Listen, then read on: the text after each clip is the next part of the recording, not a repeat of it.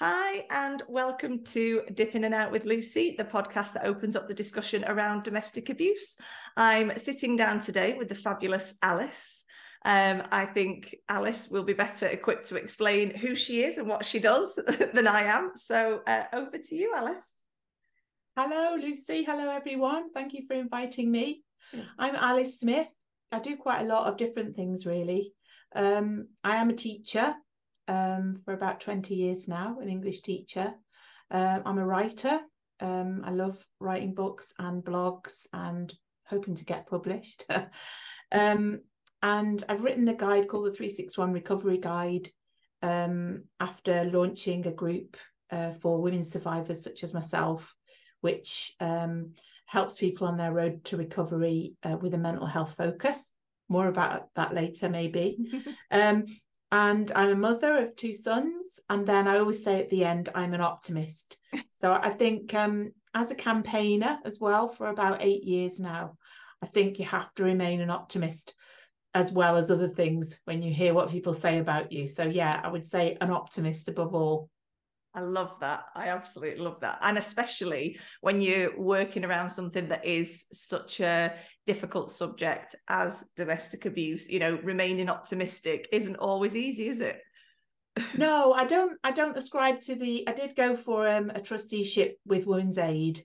By the way, Women's Aid, you need to change your title. It is just stale. But yeah, Women's Aid, I went for a trusteeship there, was actually lived experience expert, so I was a shoe-in for it. But unfortunately, I lost the interview in the first few minutes where they said, what do you think of our mission statement? And it said, eliminate violence, all violence. And I said, you can't do that. So although I am an optimist, didn't get that job. Although I am an optimist, I'm a realist, absolute pragmatist, because we cannot eliminate it. It annoys me when I see this. We can't get rid of every act of violence in the world ever. But it's a noble cause, but maybe don't put it in front of me and ask me to comment on it, because I will be more of a down-to-earth realist about what's happening in the world, violence-wise and gender-wise. And that's so true. And I think a lot of the time as well, when you have lived experience of domestic abuse, when people use certain terms and certain phrases, it can 100% make you think, no, that's no, I don't agree with that. And you have every right to, because it's your experience. And I always say this, every lived experience of domestic abuse is unique to that person. There may be threads and similarities running through different situations, but no two situations are the same, which is why it makes it so complex, it's probably why people don't really understand, as much as, conversations have improved over the years and actually talking about domestic abuse has become more, I wouldn't say commonplace, but it's getting there slowly. And I think that's a difficulty when we use quite big terms like, you say, eliminate, or will, eradicate it completely. The problem is you are then thinking that you're in control, but that it's the perpetrator that is choosing to behave like that. So unless you can change how somebody behaves, then it's going to be very difficult, isn't it? Yeah, it's not just that. In my opinion, society actually rewards the abuser going through the judiciary system. I also went to be a magistrate. I really wanted to do that. And I was thrown out at the second stage for being racist and not understanding addiction. This made me laugh. The racist part in the letter was because I said that female genital mutilation still exists, because I've worked in a college in Birmingham where when you shut the toilet door, there was a big notice about it. So I know it still exists. Yeah. But they didn't like that comment because it's too real. And secondly, I don't understand addiction, because I said that sometimes when you start off on weed, you can end up further addicted. This is ironic because I've been sober for 6.5 years, so I have absolute experience of being an addict with an addict brain. So I think with both of those examples, I've shown you how the door can be shut on a survivor, because there's a variety of things, but I'm 8 years into my recovery now. I started off in 2015 touring 3 stage shows about domestic abuse. And it's interesting, you were saying then I was a drag queen in those shows, and the word domestic abuse in Edinburgh Fringe, people would take the leaflet off me and say, what? Because it just wasn't, well, first of all, the female drag queens weren't popular at that time. There have been, but they weren't actually popular at that point. Yeah. So that was a surprise. And then secondly, to be talking about domestic abuse. And I've seen that arc now to where, in a way, I think the market's flooded now. So people have stopped listening to a certain extent.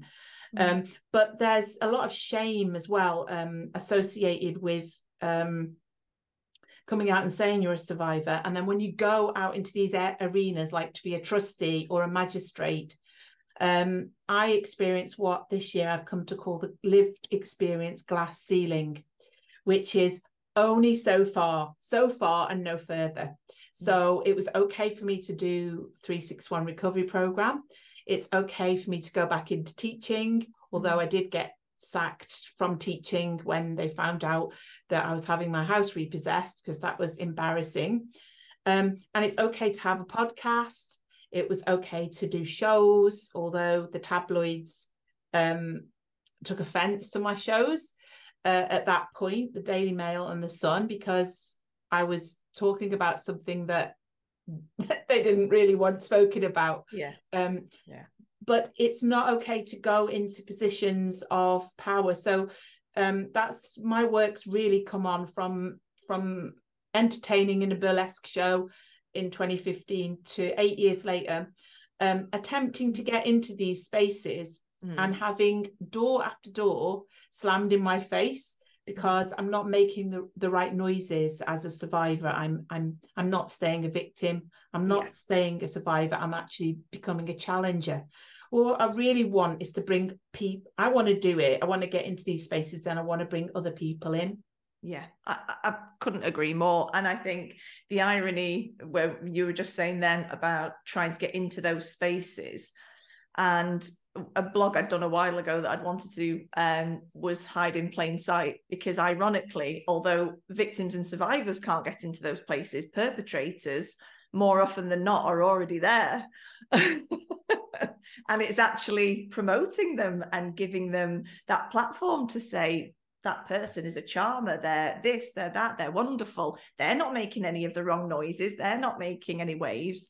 But actually, you know, behind those closed doors, they are a perpetrator very, very often, because it's the power and control. That's what they crave.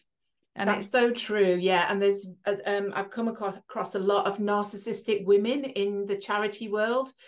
So yeah, at the end of this 8-year arc from theatre, which is full of narcissists, we go to charities which poor naive Alice thought they wanted to help us, and I won't name them, but there's quite a few narcissistic women who are doing the door slamming because they've got their power and they want to keep hold of it. What I'm really going to push for next year is for more trauma-informed spaces in charities. So at the moment, we've got people with lived experience, in my opinion, being wheeled on, very often not paid. You might be invited to something, but we have to pay to get there. We have to share our story, and they're selling tickets on it. I started off like that. I'm saying now, no, I'm saying to people with lived experience listening, don't give your story away like it is your story, and it shouldn't be used to sell tickets. You shouldn't feel uncomfortable. You should be offered something afterwards. So I did like a vigil in Chester a couple of years ago, probably the last time I performed, and they just gave me a piece of apple pie afterwards, and I was shaking because they decided to do it Friday night, drink night, you know. Oh God, everybody with the drink at the Cross in Chester, if anyone knows Chester. And there was me, you know, it's like doing my angry survivor poetry, as the CEO called it after, which is offensive. It's like so I think there's a lot to do, is what I'm saying. I'm on the edges, I'm on the fringe. I've always been on the fringes of pushing something that isn't there yet. and I've paid the price. I went in the tabloids after the shows and they decimated me, and I lost another job through that and was shamed in the tabloids. And then I've restored myself back now, but the cost of being a campaigner in this charity space now is the things that people say to you, the doors slammed, the gaslighting, the abuse tactics that go on when people want to keep their power. Yeah, absolutely. And, you know, a lot of the time it's because you are saying things that people don't want to hear, do they? They don't want to hear the stories that are true. And more often than not, I think I've said this a few times, is especially when I myself worked as sort of facilitating groups, that kind of thing, is it didn't matter what anybody told me. Whatever a victim or survivor said, I would believe it, because at the end of the day, truth is stranger than fiction. And it's so hard sometimes when people sort of sit there in front of you and say, you're not going to believe this. Try me. Absolutely try me. Because, you know, what have you got to gain by, you know, coming? And half the time you couldn't come up with a story of what that person has been through, because you couldn't imagine it. You just couldn't. And that's why I will always say, you know, the one thing I talked about in a previous podcast with Mark Brooks, we were talking about believability, you know, and a lot of the time for male victims, it is a case of, will I be believed? And I think it's a case for the, you know, for most victims really is, will I be believed? Is anyone going to listen to me? You know, and a lot of the time, the one thing I can't stand is that when you get the alleged abuse, you know, the alleged, and that's one that has always kind of stuck with me, and I find that one quite difficult to bear, because, you know, why do people not go and report abuse? Because they don't think they'll be believed. So it's not that it's alleged, it has actually happened. They just don't feel comfortable taking it to an authority where they think, well, A, am I going to be believed, and what's actually going to happen? You know, you're putting yourself at risk. Yeah, the judiciary system needs a complete overhaul, starting with magistrates. You know, in the interview, they were all over 60 and white. There's nothing wrong with that, but it wasn't just that. It was their middle class values that they were putting onto me. They actually stigmatized me at the start for having my house repossessed before we even start, and said, that's criminal. You know, you've committed a crime there. Like, do you understand anything about what can happen and how your house can be repossessed at the end of abuse? No. But the judiciary system, you know, I think we all know, preaching to the converted re-traumatizes. So when I went through the judiciary system 8 years ago, I had my ex-husband standing behind me while they searched me, going through, you know, those machines they have in court. I mean, I was 1,000 out of 1,000 on my PTSD scale before I got into court, because I was being searched with him behind me, vulnerable, where he was. And then to add insult to injury, he then decided that he needed a special room because I was scaring him. So it's this idea that the abuser just has a field day in the judiciary system. It's going to take hundreds of years to dismantle it, because if you look back, it's from white patriarchy. That's it. You know, it's from the days where women were sold, you know, marriage, it was essentially that event, you know, it was sort of like just goods, and you came with a few cattle and stuff.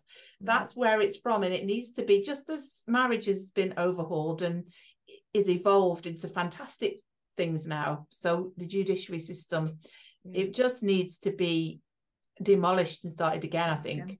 And that's the thing, you know, when you were saying before about trauma-informed approach, you know, that's where the people that are in authority, you know, whether it's magistrates, police officers, whoever, you know, they, at the end of the day, need to have that approach to know how to speak to somebody. Tracy Bradford had said something interestingly in the podcast recently about, she had an individual, and if she could only go back to that moment, but they had no training. And I'm not sure what training goes on in this day and age, but unfortunately, I think there's a severe lack of training and understanding, because, you know, we look at domestic abuse as being very much a physical thing, and actually it's a lot more than that, and it's a lot more complex than that. And when you're going into these arenas with people who, in, you know, are more, I don't know, not necessarily successful, but they're more powerful than you are, then the difficulty is there's already an unconscious bias there from that individual judging you before you've even opened your mouth. Yeah, this is what I found in the magistracy. They were saying, do you know what a blended family is? Don't worry, we'll tell you in the training. And I was like, are you for real? You know, like, obviously I've had a second marriage with my sons in there. Like, you know, that's what the training is. The training is for white middle class people who have decided that it's an us and them situation. There was some other really dodgy questions. Like, one of the questions was, what would you do if you came out and a fellow magistrate said, oh, that's just another, it was something like, that's just another stupid woman that, you know, deserves what she got. And I said, well, I would pick up this person straight away.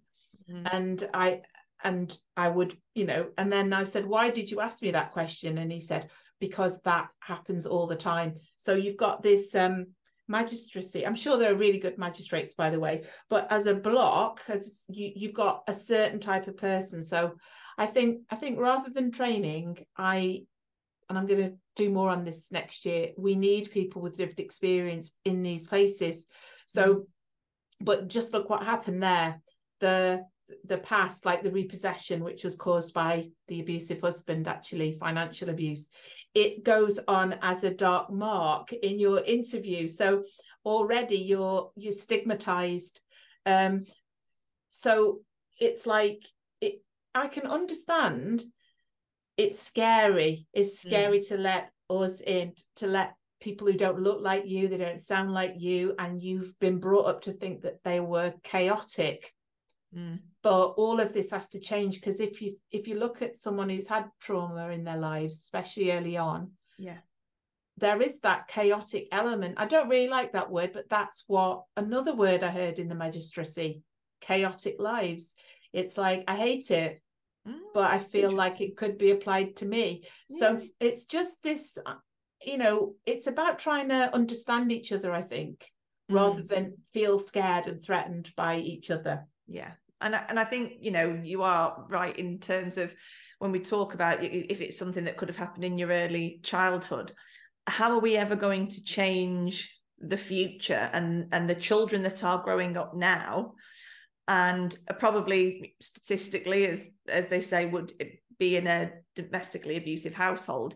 How is anything going to change if they aren't made aware of the boundaries that they can say, this is my boundary, I'm saying no, you know, until that changes. I'm a big believer that, you know, secondary schools, it's fantastic. We have a lot of the healthy relationship talks, don't we? And different organizations go in and talk to teenagers.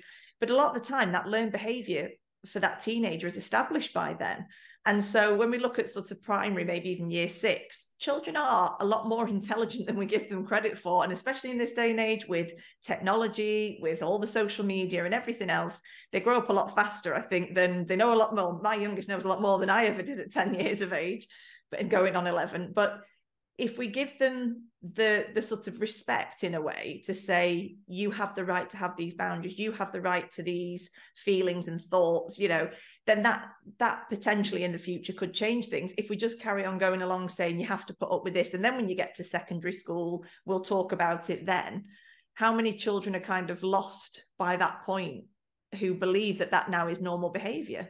Yeah, and we've got this kind of like, say, third generation trauma now. So trauma is passed through the generations, isn't it? So you've got children now who, you know, their trauma, like my mom and dad were in the Second World War, and it all passed down to me. And then I passed it down differently, but we passed it down. Being in schools for 15 years, so I know something about education. It makes me cry. I saw something on LinkedIn this week about how that guy that they've employed, he's absolutely clueless about trauma-informed education. So what he's doing is he's going the absolute opposite of what you've just suggested. Did you see? So he's actually going to take away all the spaces where you can actually just sit and just be for a while. Like in drama, I used to teach drama, no surprise there. And in English to a certain extent, if you've got a good English teacher, and PE and things like that, just reduce them down. And so when I saw that, I thought, my God, it's going to get worse. It's like, because if you've got a home life that's like really traumatic, then you really need school to be helping you out, because with the best will in the world, you're still going home every day, aren't you, to that environment. Absolutely. And I think that's as well why with the website and the podcast that I'm doing, I hope that if people are reading different blogs and guest blogs and listening to the podcast, is that if they can then educate themselves to then talk to their children and say, because it could be that you're still living. That's one that always gets me when people obviously, why don't you leave? Well, actually, a lot of the time people choose to stay in an abusive relationship for a number of reasons, and none of us can judge that because we're not in their shoes, so we don't know why, and we don't know the full story. But if you do, and you and your child are living in that situation, but it also happens in post-separation abuse as well, how do you talk to your child about how they're being treated and how you can help them, and I think if we're not going to get that as much through the schools, then we need to be more educated ourselves to say, okay, so that situation, the way that person spoke to you or treated you is unacceptable on any level, and depending on obviously what the situation is. But I think if we don't do that, we are running a risk now of these children who've already been through COVID lockdown at home a lot more with parents that, are going to display different behaviors maybe that the child hasn't picked up on as much because they were out at school or playing with friends or whatever. And I think if we don't start making it a conversation that children can be involved in, then we're in a really dangerous situation. I agree. And it is scary to think that we're going to go the other way, because that's schools are for a lot of children, that's their safe haven. For work, for a victim or survivor of domestic abuse, work can be your safe haven. It can be somewhere where you feel that you actually can go and you don't maybe have to think about it all day. You can try and put your head in a different, mindset and get to work. A lot of people do that. But I think the difficulty is if we aren't all talking about it, if we aren't all calling it out for what it is, then it is unfortunately normal to people, and it is normal to those children. And that for me is a world I certainly don't want to be living in. Yeah, I mean, if you look at who's creating the laws in education now, they've more or less all been educated at boarding school, which is now classed as a trauma to send your child to a boarding school at 11. Yeah. So it's going to take they haven't even, a lot of them, got the background of a normal school. Yeah. So they've been traumatized at 11 for whatever reason. That I'm not actually against private schools. I've taught in two, but I'm just talking. I'm just saying, as a looking down from above kind of thing. Because I still teach people to go to these schools, but I'm saying it is classed as a trauma now to part a child at 11 from their parents. So you think about the educators there, like that the educators aren't educators anymore, are they? They're people who've been taught to emotionally repress everything from the age of 11. Absolutely. And so I think you can see that flooding into the school system. So I'm glad we're not in it anymore, to be honest. And then you sorry. No, you go. And you've also got the teachers who are surviving on alcohol and coffee. And I've seen many teachers get a pen and tick off the dates. I'd be like, why are you doing that? Because this feels like a prison. So if you've got people like that teaching your kids, also in classrooms, 3 years after my repossession, I was going around the main cities of the UK in colleges. And I mean the main cities. I went all over the place, supply teaching. And again, I heard teachers saying that the people who had single parents, no wonder they are as they are. So you've got massive of old-fashioned stigma. I'm quite annoyed about this in classrooms. So we need to weed out these people, this culture, and get a different culture in classrooms. If we did, I'd go back in. Yeah. If we had more dynamic people who know what it is to live in the real world, then I'd go back in. I agree. And I think it shouldn't, I've said this recently again, I think it was with Tracy Bradford, it should not be a lottery that you have a good teacher for your child that is informed and does understand it. Maybe that they've been through it themselves so that they can relate and then they can see what's going on with that child. It shouldn't be a lottery that you have a teacher that is aware. It shouldn't be a lottery that you have children's services, social workers, police, magistrate, whoever, to be aware and understand the levels, not even just the complexities, the levels of abuse, and how it can be very insidious. And it isn't always that your child's going to come in, or mum's going to come to the school gate with bruises, or dad, or whoever. It's not, it's so much more insidious and complex than that, and on so many different levels, that if we don't even try to understand, then you are putting yourself at the mercy of the gods, if you like. And if you get somebody that can help, well, lucky you. And that's frightening. That is very frightening. Yeah, I mean, it is. I just think all of the systems need to be more trauma informed. Or we could go on to hospitals as well, because I broke my ankle last year, and within 7 days, my PTSD was the worst I've ever had. I just was like lying, sniveling in a ball. And it's just little things like, make the bins in hospitals slow release, because otherwise you've got the huge banging of the bins all night long. And if you've got PTSD, every time it bangs, they're just small things, that and obviously make the staff informed, because a lot of the staff didn't know what it was, or they didn't understand what I was talking about, because I've only broken my leg, but I was in there for 16 days. Now, how did that happen from 7 days? I'll tell you, the bins, men approaching me, even when I was on the toilet, coming at me all the time, the male workers, even when I asked them not to. So I'm not listening to the patients about triggers. And what I'd really love to do, if I had all the time and money in the world, is to get something going in hospitals for survivors of abuse. If there's anyone listening out there who wants to help me, because it was the most awful experience I've ever had. I didn't have any family, no visitors, no. I had a friend advocate for me in the end on the phone, but she lived in London. But, just to have somebody, it would be great to have people in hospitals who understand what it's like to be a survivor going back into hospital. Because I don't know about you, it really triggers me in hospitals. So I can only imagine. And I'm just thinking, you go into hospital, so you're going in for something, you're putting yourself in a vulnerable state by going into hospital. I don't know anybody that actually genuinely enjoys going into hospital, let's be honest. And if they do, well, then up to them. But more often than not, you go in for a reason. And it is scary because you're not in your own surroundings. And if you are somebody that has experienced abuse, you need those points of comfort and stability and security to say, I'm okay, I'm all right, I'm not, in danger. It's not your fight flight mode going into overdrive. But yeah, absolutely, a door slamming, a cupboard slamming, a bin slamming, you get people, and when they do this, you go, what's wrong with you? Well, I tell you what that is. That's being scared of loud noises for good reason. And I'm not going to explain myself.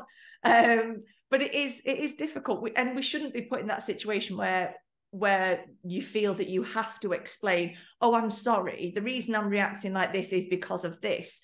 Those red flags, those signs should be there for those who are there to take care of you and look after you. Should be able to see and go, hang on a minute, you know what, I've done some training in this, maybe, just maybe, this person needs a little bit of extra care and understanding. And that I 100% agree, and GP surgeries as well.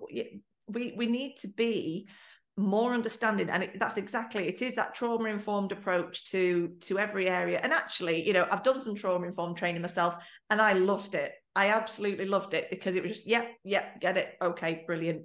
And it's so important. I think you're right. I think everybody should be able to do. I think we should all be able to be that little bit more informed. And again, family and friends, how hard is it for them when they don't really know how to respond or react? Because if they say, I know, then that's going to set you off, because you're going to say, well, you don't, do you? Because you're not me, so you can't understand. We need to be able to educate family and friends as well, and say, okay, well, maybe today they just want you to sit with them and listen. They just want you to be there for them. And if they don't say anything, well, that's up to them. If they do choose to start talking, then just listen. Don't say I know, don't say I understand. It's all these kind of things that if maybe people would open up more, and maybe victims and survivors would, if they felt that there was that level of trust and safety there. And I think there is so little of that around, that, yeah, there's so many people not wanting to share because what's the point? Why should I? I feel like I'm going to bring my optimism back here, because I think we will get that. I don't think I'll see it in my lifetime. All the things that I'm fighting for, talking about, campaigning for, I don't believe I'll see them, because it's going to take ages. But if we sum up the whole thing, it's like walking through the world after abuse with PTSD, for instance. And maybe somebody's got undiagnosed PTSD that's listening, like they're like, oh, can you have that after abuse? Yes, you can. Although I must quote my headmaster on asking me to leave. You haven't been in a war, have you? But yeah, I'm going to name and shame him at some point because he's still there. But yeah, you've not been in a war. Wow. Yeah, that's a really old one that he decided to pull out of the hat. But yeah, it's about walking through this world, through the systems of life. So you can't avoid going into hospital if you've broken your ankle, and look what happened there. You very often get absolutely tangled up in the judiciary at the abuser's hands, because they have a high old time and they have so much fun with you, with the absolute blind spotted judges and other people who are there. And you might not have any representation. I didn't. So there you are. They've got really good lawyers. And you're fighting over nothing anyway, because you don't own anything. And then you've got the education system that's churning out the next generation of people who are going to go into those relationships and then go into the judiciary and then maybe go into hospital. So it's about, my conversations now are about, like I said earlier, getting people like myself into spaces where we can say, this is how it is, this is how it feels, this is, this isn't going to work, this might work if you make a few tweaks. And what I call all of this is beyond. So when I was doing 361 recovery, it was victim, survivor, what lies beyond. And I thought about that in lockdown. I was staring for ages. I thought it was going crazy. I had it up on my wardrobe, and it just came eventually. Like, it must have been about 8 months. And I didn't really understand it. And then from there, that's what as I'm going along on my little path, I'm thinking more and more about beyond and what that is. And I think that is after survival. Because if you look in the newspapers, or you look at anything that's system, it's victim and survivor. So I was asked to comment on the draft domestic abuse bill 2019, and this is where the wardrobe staring came from, because I looked through and I was like, the first 4 pages were like, should we call them victims or should we call them survivors? And that was what the bill was talking about for 4 pages. And then after 4 pages it said victims. And I thought, hang on, isn't there anything else? And then I looked through the bill, and it was basically all about social housing. And I thought, I'm paying a private landlord. Like, I don't see myself in the bill.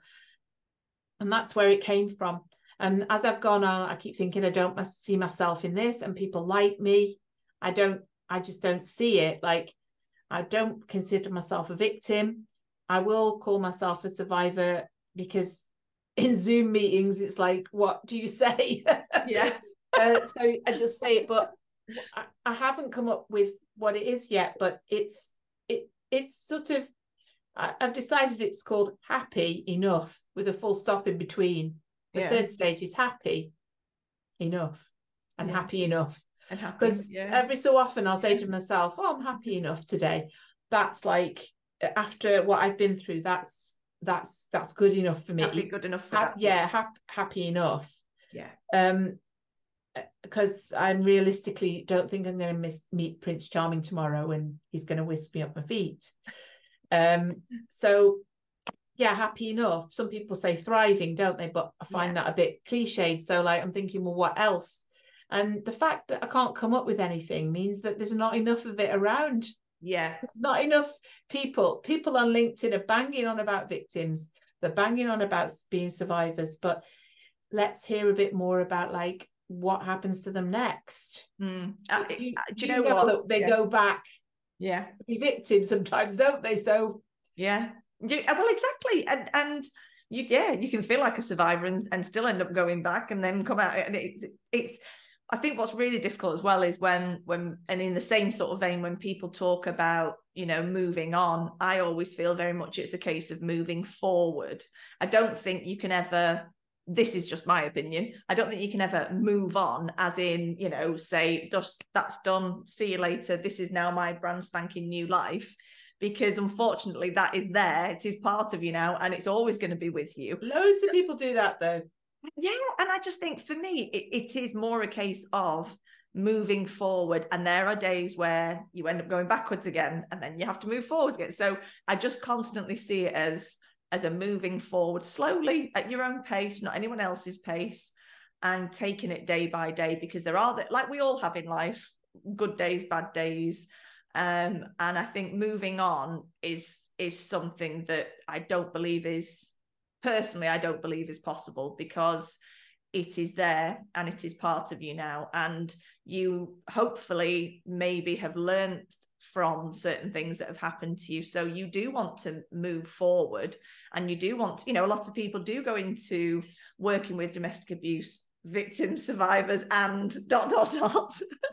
because they want, you know, they want to give back, they want to help, they want to, you know, make sure that what's happened to them, it hasn't been in vain, if you like. But I do think it is very, very difficult. And I think you're right. I think victim, survivor, you know, they're all terms that have been used for a very long time. I used to think overcomer was a good one, but I'm not quite sure about that. See what I mean? There isn't anything that's really good yet. Yeah. Victim and survivor are binary, so I like to think of beyond the binary. So if you think about it, we're usually given two choices. Like in that draft domestic bill, we had two. Yeah. And you know, you might give your kids carrots or peas. I don't want either. But it's we're in like a binary world. So we very often, male and female, you know, that's caused a lot of issues. We very often only get two. So I like to start thinking like, actually, there might be more than two. There might be more than two solutions.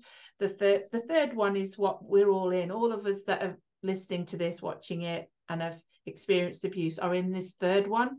Yeah. Whether you like it or not, you're not a victim, and you're not, the survivor has a time limit. Yeah. So, you know, I loved being a warrior. I even dressed up in a funny Tina Turner wig. I loved being a warrior at that time. I loved that survivor stuff, and it does have a purpose. It's brilliant.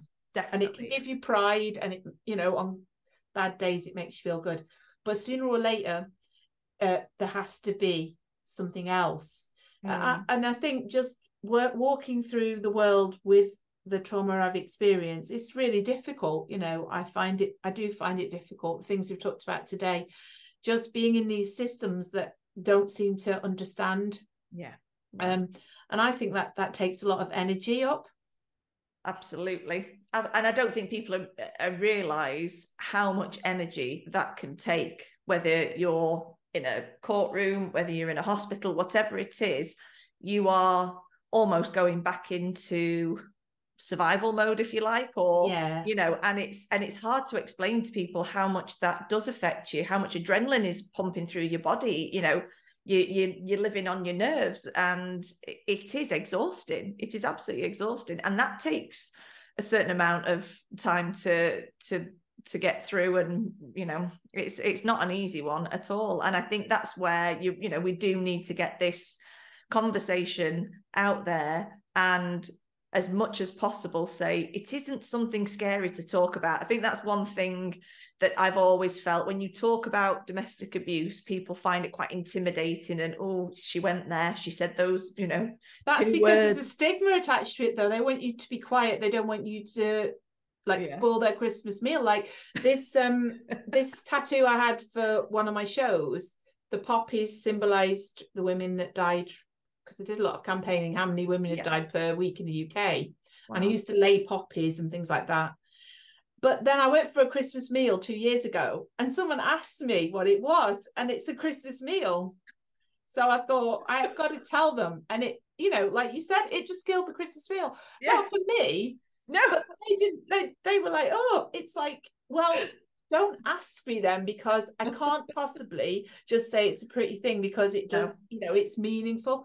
Yeah. So the moral of the story, never ask people about their tattoos, never ask them the story of it, especially on a Christmas meal. I love that. Do you know what? I have never, I'm going to say this now, I have only got a tattoo last year at 44, and it's on my wrist, and it's a little cross. And I've never said this before to anybody. Why I've done it is because of the amount of times in my life I've literally spent doing that, going head in hand. So it was a little bit of kind of making fun, but it makes me happy. And every time I look at it, I can just see myself doing that. So whatever it is that gets you through, whatever it is, I think that keeps you moving forward each day. And I think what people don't realize about those who have experienced domestic abuse is we have senses of humor. You know, we have personalities. You have to, yeah. You know, you've got to be able to. And sometimes people are a bit like, I can't believe she's making a joke about herself, or in that situation, or I can't believe she's saying this. But actually, maybe that's your way of coping. That's your way of processing it. That's your way of talking about it. You know, well, the shows that I used to do, the drag queen character that I was, it was comedy, but it was just that I used to get people to laugh in the arc of this show, and then as they were laughing, introduce something really awful, so they'd be like, it was a bit like, you know, when you're on a roller coaster, people would come up and say, oh my god, it was like that, we were going up and it was all fun, and then we were like, oh, I don't want to see that. So that's similar to, you know, what you were saying about your podcast, dip in and out, have a bit of a laugh, but then absolutely, and then just and then go back. You know, that's the whole point. And I am, the more and more I think about the name, the more proud I am, because it that's just great. For me is so important that you can dip in and out and you can have that conversation. And it doesn't all have to be scary. It can be a conversation where you think, you know what, I'd love to be in that position one day where I feel like that.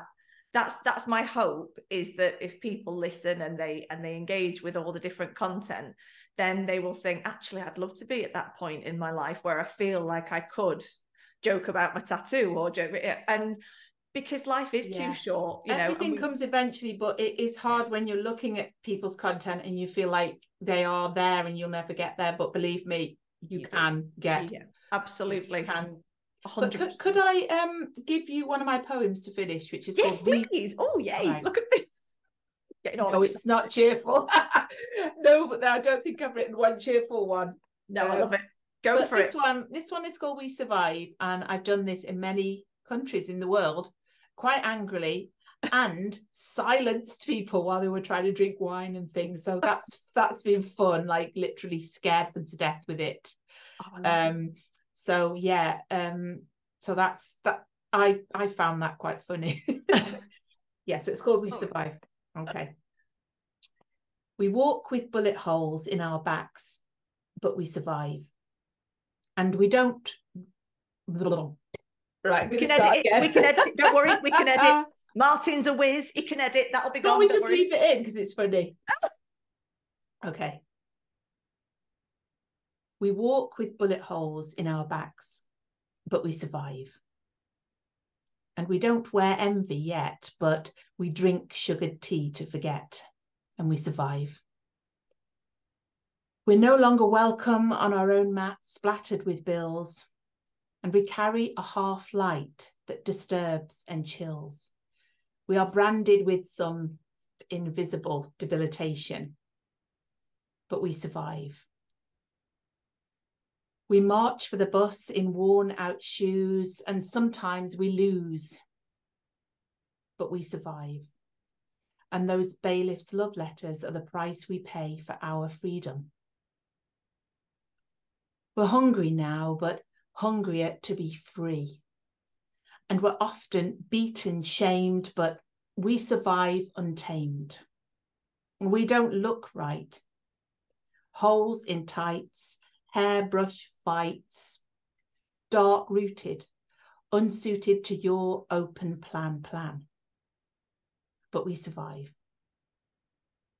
We sit and stare and bow our head over coffee. We're too knee-jerk to sit comfortably over cake, and we can't fit in with the fake. But we survive. Now we leave through windows. When you're waiting for the train, we want to jump. We want to take life and smack it in the face, bend it back into place. but we can't handle life the way you can with your sure and steady hands. We are handstands, but we survive. You survived, married, smiled, stockpiled. Your life's back on track. We're good at starting again and again, but we never finish any. That's it. I love it, but it's giving me goosebumps on my legs. So I'm not gonna lie, you can't see me, but I'm like, ooh, now. I'm gonna say that was absolutely incredible. It gave me some goosebumps. I've performed that in India on this really huge stage, which is built for models at a runway, and there was me. Oh my God. And it was the biggest thing. It was like it was a huge runway. It was far too big. And I was just doing it. People were talking over me and everything, but some were listening, but they were going, come on, get your clothes on. Like they thought like, what's going on? But yeah, and I've done it in Germany in the Wave Berlin, Women Against Violence Europe Berlin, because they all got the wine out and said, let's celebrate. And I was like, what are you celebrating? So I did it really angrily there.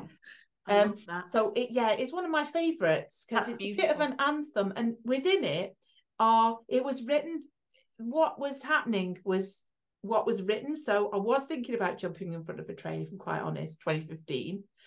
I did look a mess, and I was going for teaching jobs, and I was having all these letters and bailiffs coming round because it took 2 years for my house to be repossessed. Anyone who's had that will know how stressful that is. Bailiffs coming in, Halifax phoning you, and every time I came in, there were just letters on the mat. So I love it really. And my shoes were broken. We marched for the bus in worn out shoes, and I couldn't afford to fix them.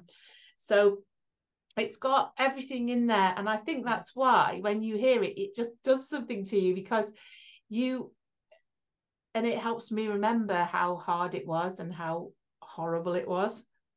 You know what? That's so important as well, because it was just absolutely incredible. And I've always been a big lover of poetry, even as a kid. I love poetry, and it's been a big part of my life. But one thing you just said there that really got me, it is okay to remember, because for a lot of people, I think we just want to forget, we just want to try and move forward, but actually remembering and celebrating yourself for actually being able to get through what some people couldn't, and would be in front of that bus or would drive that car off the road or whatever it took, because actually it is all too much. And it's not just one thing. I always say this, more often than not with domestic abuse, and especially post-separation abuse, I think, is everything's coming at you from every angle. And if you've got children on top of that, you're trying to raise your children and make them happy and not miss out on their childhood whilst trying to spin 20,000 plates. And it is absolutely hell. And I think to remember, I've never thought of it that way before, but actually remembering is something where you can think to yourself, wow, I did that. We must remember. I used to do another one. We will remember them in the invisible war. They fell unnoticed. We must remember our old selves. Yeah. We must remember like how it felt. If we want to really help others with a passion, we have to meet them where they are. Like, it's no use meeting them all nicey with your nice shoes now. You've got to meet them where because I wouldn't have listened to anyone like that. But you see, I never met anyone that was where I was. So I found it really hard. Yeah. And so I just drank a lot instead. So it's up to us. I say survivorship it's a legacy. Like, I think it is a responsibility to remember that person you were, and to meet other people who were there, like with all that crazy town. I mean, that poem is just like walking through the destruction of your life, one person just destroying it all. And I had dogs, I had children, I was trying to build them up while everything crashed down and I lost my house. Like, that's the definition of abuse, isn't it? Extreme abuse. But absolutely, you're walking through it, and you're trying to protect these people, and everything's just crashing. Yeah, yeah. And it, you know, I was just thinking back to one of the quotes. So poetry and quotes are my kind of world, and things that get you through. And I think one of the ones, I think it's a Winston Churchill quote that I love, was, if you're going through hell, keep going. You know, you're not gonna be in hell, are you? And then start walking back and go. If you're going through it, and it, you know that you can maybe see, you don't even see a future, do you? You just know you've got to keep going in that direction, because if you don't, God alone knows what will happen. Yeah, and that, I think that poem is that, isn't it? It's got Yeah. a power because it is somebody. I'm not even bullshitting that. That's where I was when I was, and not only that, I went out performing it, and it was like, yeah, just helping me through, I suppose. But yeah, that's again that beyond that you're talking about. We have to see a future. We can't. Yeah, see, there yet. We have yeah. to envision that. It's really important. We have to be able to envision beyond. If we don't, we are going to go under. We are going to jump. Absolutely. We have to really dig in and see it, and like imagine it. So what I did is I imagined this sunlit attic. I wrote a poem, and it was about this sunlit attic, and I ended up living in an attic that was sunlit, and even better, it had a huge window and you could see out onto Weston-super-Mare. And it came to pass, and I thought, how has this happened? How have I got here? You know, like from nothing. It's just like, I mean, you can't have everything you want. Like, I'd love to own a home again. I don't think that's going to happen, but you can have this feeling inside that you're going to be okay. Like, once you face something like that, you just know you're going to be okay, whatever happens, don't you? I absolutely, I couldn't agree more on that. And I think a lot of the time, what I think would be a lovely thing for those who have experienced domestic abuse to realize is, most people's worst case scenarios aren't yours. Most people think, well, worst case scenario is if the bus doesn't come, or if it, or whatever it is in the day. For somebody that's experienced domestic abuse, your worst case scenario is so much worse than anyone could ever really contemplate. So actually, in some ways, life becomes not easier, but you know that you can cope with that. So whatever the worst case scenario is, for most people, it isn't going to be that, but for you, it has been that.